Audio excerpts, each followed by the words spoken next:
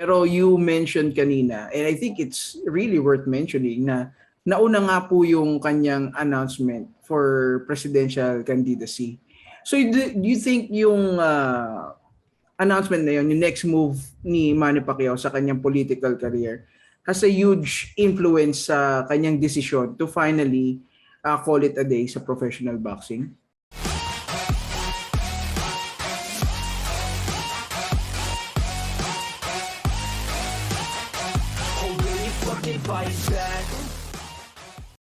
Okay, Kuya Sev Sarmenta, Manny Pacquiao has finally and officially announced his retirement from professional boxing at 42 years old. Were you surprised at all, or did you see this announcement coming, especially that, you know, he is coming off a loss from his last fight against Ugas? Nung after ng Yordenis Ugas fight, naramdaman ko body language parang, di ba tinanong niya si Ma'am Jinky, did I lose the fight? Parang hindi siya, parang normally alam niya no? Alam niya pero it was off his rhythm talaga. So sabi ko, wow, a little age is stepping in. 42 is young by ordinary people years, but boxingero, that is very old. That's a lot of years, a lot of mileage yan. When he announced it, nauna yung bid yata maging candidate na presidente. So siguro weighing everything, might as well, I don't know, is it to get the mileage from the media because he announces this? He's everywhere. Earlier today, I was also invited by Sports Center Asia. We talked about it, but except the presidential thing, because sabi ko, ayoko pag-usapan yun, wala akong alam dun But everybody's interested because he is a global star, no question about it. But I am, Jem, I'm not surprised. Hindi ako nagulat nung finaling, tama na, okay na. At least, pero ito for now. For now. Yeah, sige, talakayin natin kung sakali. Alam mo kuya, the last time we spoke, we actually agreed, Tanila Rico, na, you know, we can give the man maybe another, just a farewell fight. You know, it doesn't have to be world championship, doesn't have to be, you know, a world-class fighter, just to, you know, let him go out on a blaze of glory. So, kumbaga sa'yo ba kuya, if this is truly the end, okay ka na rin dito? Is this a satisfactory ending to you? I think it is a gracious exit. I think kung sino man nag-advise sa kanya na gawin yung video, saka yung wording, maganda. Kasi ang key sa akin doon I'm at peace with myself.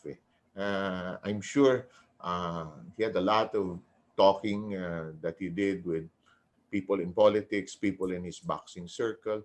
I am almost sure he talked to Buboy. I'm sure he talked to Freddie Roach. And Freddie Roach being the father figure to Manny, siguro they talked about it, dismissed it siguro for a while. And maybe, Jem, nakita mo, he was very quiet on the way home. Di ba? Normally, bababa yan, sasama sa pag nanalo, iba yung bounce on your step pag nanalo ko But the reports were he was just in his car, in his vehicle. So I'm sure umandar na yan, naiisip niya. Alam mo si Manny, love niya yung training, di ba? Alam mo naman, didinig mo yung boses ng kaibigan natin. I love training, di ba? Lahat ng pumasok sa boxing o nag-try, miss that, yung pawis, di ba? Yung takatak ng pawis. And especially at his level, I was no longer surprised. Actually, Jem, right after the fight, naramdaman ko na rin. Feeling mo na rin kuya na it's time for him. Di ba? Napag-usapan natin last time, hindi mai-turn around yung laban Di ba? Di ba? Yung Hatton fight, after the second or third round, pumaliktad na yung fight Hindi na ma-describe yung mukha ni Hatton. Yung ni Cotto rather, yung Hatton fight, pinanood ko recently, kabilis ng pangyayari talaga. Tapos, he turned around that fight very quickly. Ang hindi lang niya na-turn around dahil supposedly meron siyang shoulder injury. Magulang din naman si Mayweather. Pero kung ulitin yun, tagilid yung Mayweather. Okay. Kuya, just like you, I do not want to talk about politics, no? Pero you mentioned kanina, and I think it's really worth mentioning na nauna nga po yung kanyang announcement for presidential candidacy. So do you think yung announcement na yun, yung next move ni Manny Pacquiao sa kanyang political career, has a huge influence sa kanyang decision to finally call it a day sa professional boxing? I would put it this way. Lahat ng pumasok sa politika, sa boxing, may feeling na hindi sila matatalo. Di ba? So feeling siguro ni Manny, given his popularity, his passion, he wants to help people daw. And obviously the money, well, that's a lot of money that he'll probably shell out for this presidential campaign. Tingin ko, it goes hand in hand.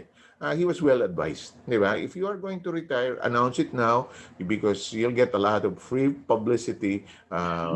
People will talk about you. Your opponents have nothing to talk about. Wala silang, there's nothing. It's well advised. Really well advised. Kung ang timing nito maganda, there's nothing happening much in sports. Nothing much. It's the same story on COVID in balita. This is so well done from a PR, publicity, and buzz standpoint.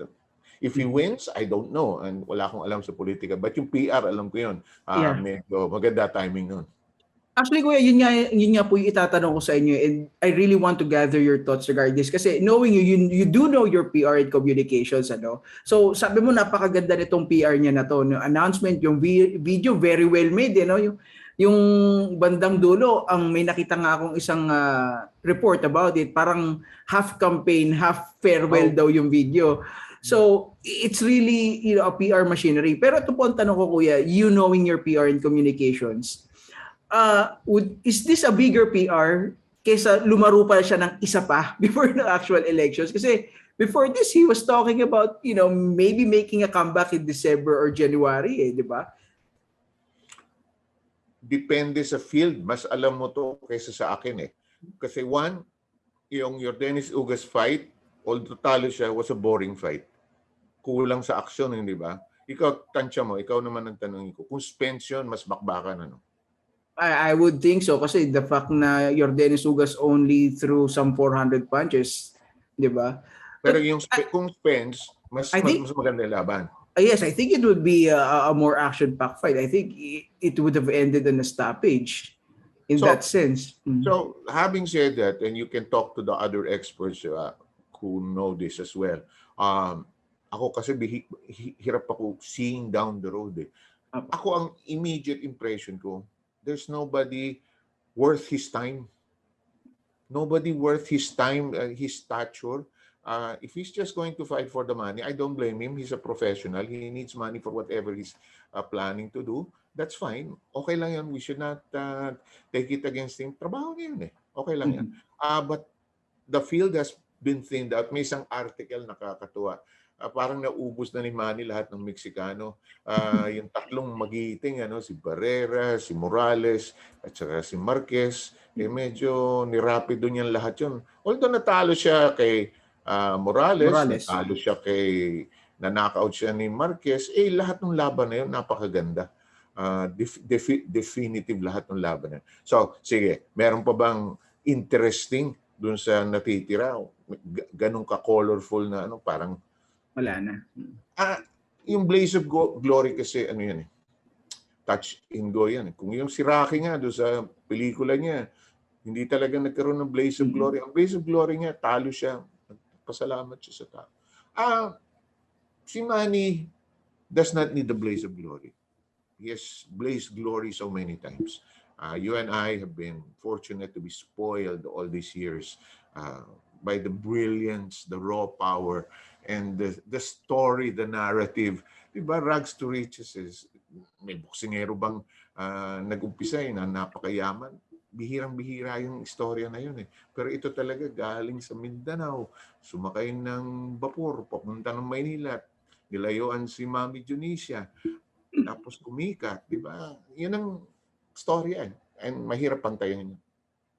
You know what, Joseph? You are one of those people na fortunate enough to were able to cover Manny Pacquiao in the flesh, live. You've been with him abroad and you've covered his fights before. I just want to ask you, Kuya, ano yung mga favorite moments or favorite moment mo ni Manny Pacquiao, the fighter, na medyo, maybe kinover mo or maybe just watch on screen? Um, Maraming. I was fortunate out of ilang fights pa? 62 ba ang bilang? 72, Kuya. 72. 62 wins, you know? Yes, Yeah, yes, Kuya. yeah. Mm-mm. Okay. So out of those, swerte naman ako, wala siyang talo dun sa, akala ko yung third Marquez fight, baka natalo eh. Very close yun eh. But a lot of enjoyable stories, very, very heartwarming. When Manny was just starting to learn how to speak English, he went into the room because before the fight, I was fortunate enough to be with the HBO announcers and we talked with the fighters. Preparation yun eh. We first talked with Marquez, there was a translator. Then Manny comes in.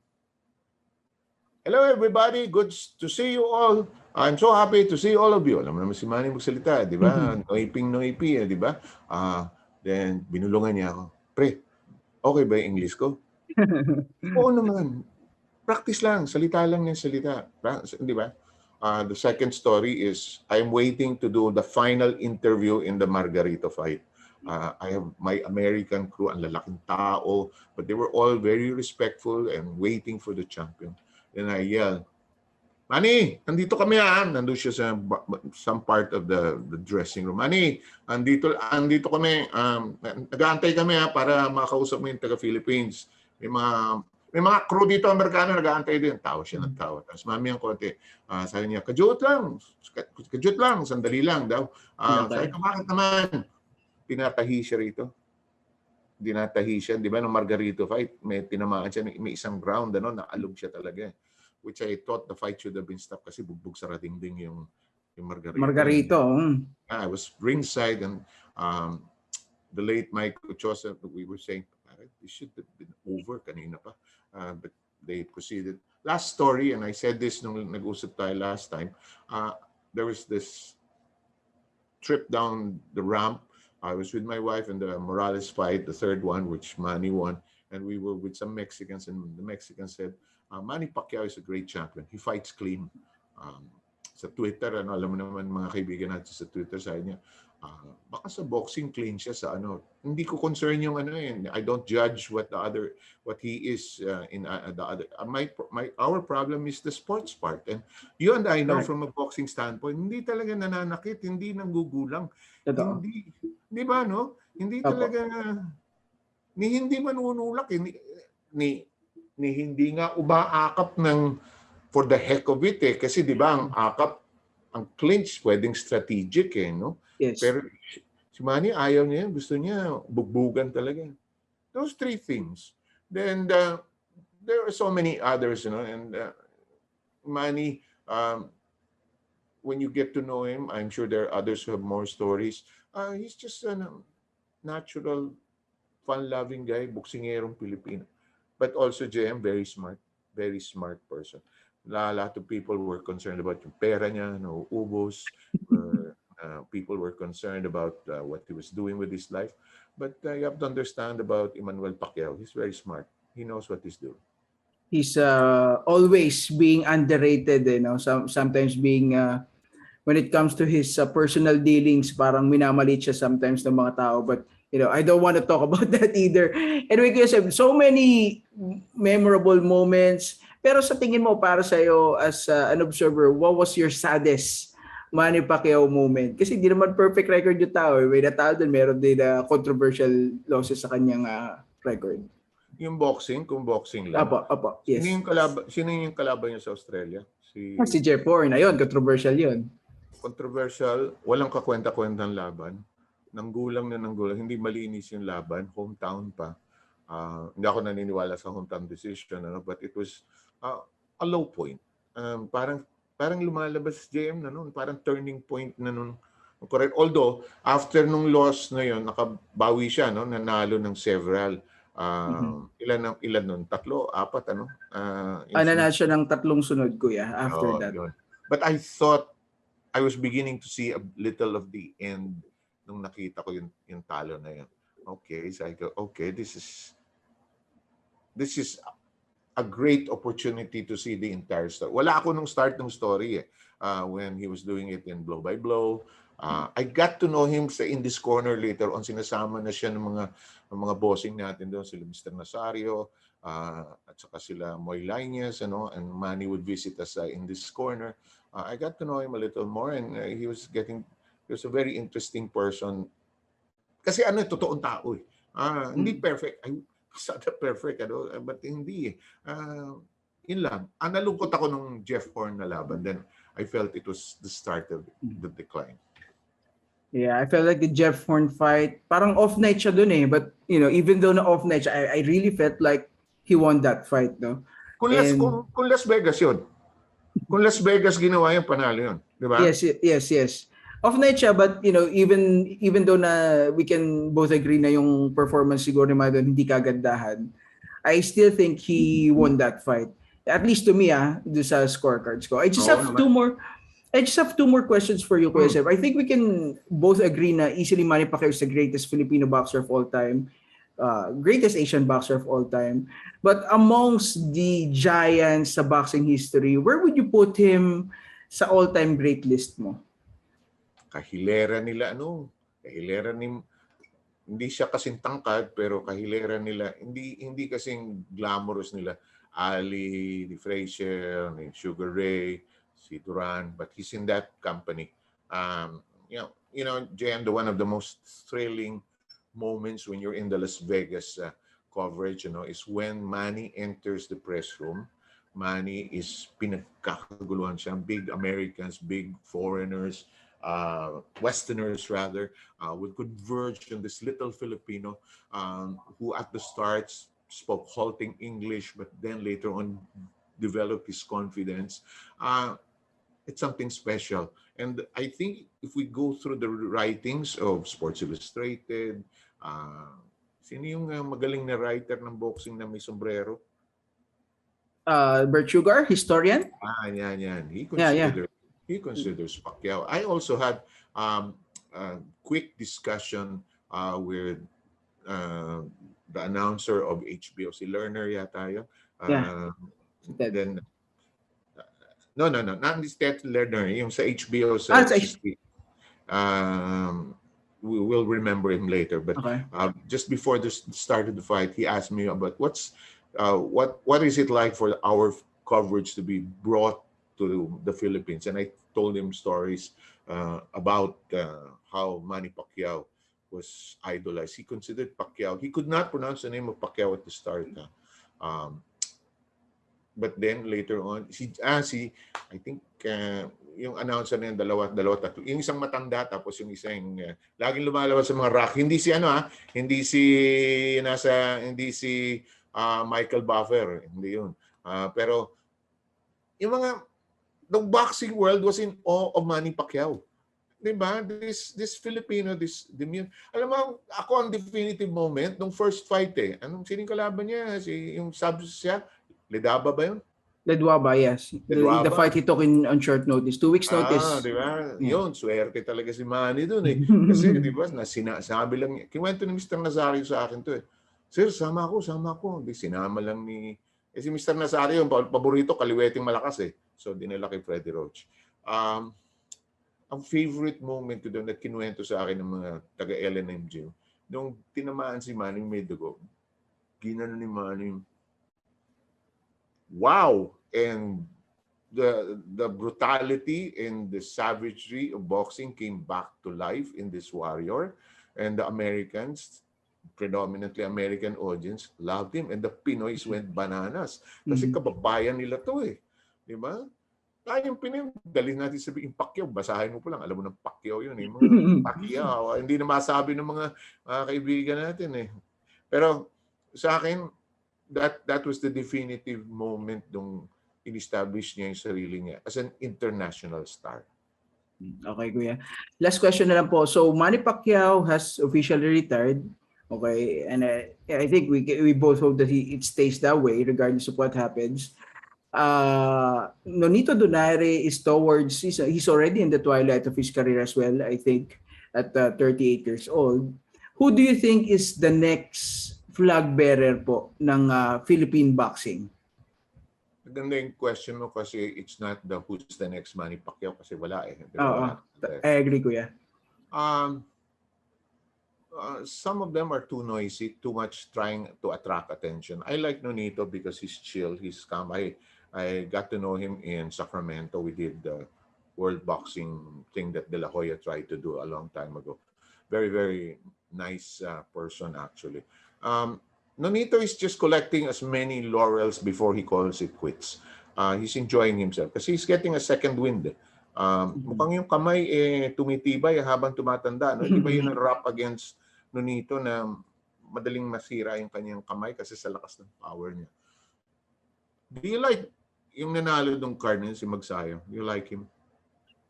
I think he's a good prospect, but he is going to have a hard time becoming a world champion sa kanyang division, so 126.